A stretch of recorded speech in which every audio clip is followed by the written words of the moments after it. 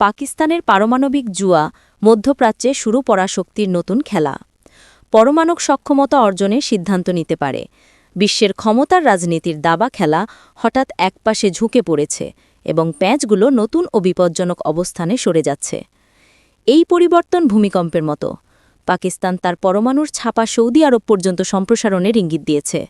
এটি একটি অপ্রত্যাশিত ঘোষণা। এই ঘোষণা আরব উপদ্বীপ থেকে ভারতীয় উপমহাদেশ পর্যন্ত কৌশলগত হিসাব নিকাশ পুনর্বিন্যস্ত করছে। ১৯৭০-এর দশকে সৌদি আরব গোপনে পাকিস্তানের পারমাণবিক কর্মসূচিতে অর্থায়ন করেছিল।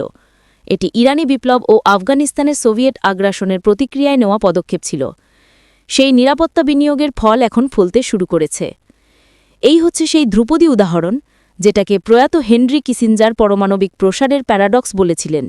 তার মতে, পারমাণবিক প্রসার রোধ করার চেষ্টা অনেক সময় এমন অস্থিরতা তৈরি করে যা শেষমেশ সেটিকে আরও দ্রুত বাড়িয়ে দেয়।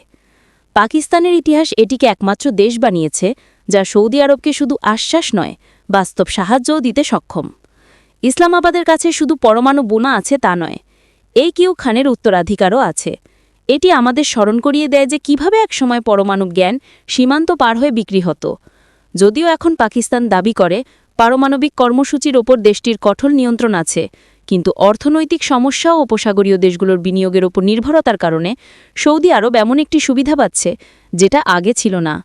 ফলে এমন সম্ভাবনা তৈরি হয় যে মারক সামরিক সহযোগিতা শেষ পর্যন্ত পারমাণবিক সহযোগিতায় রূপান্তর হতে পারে।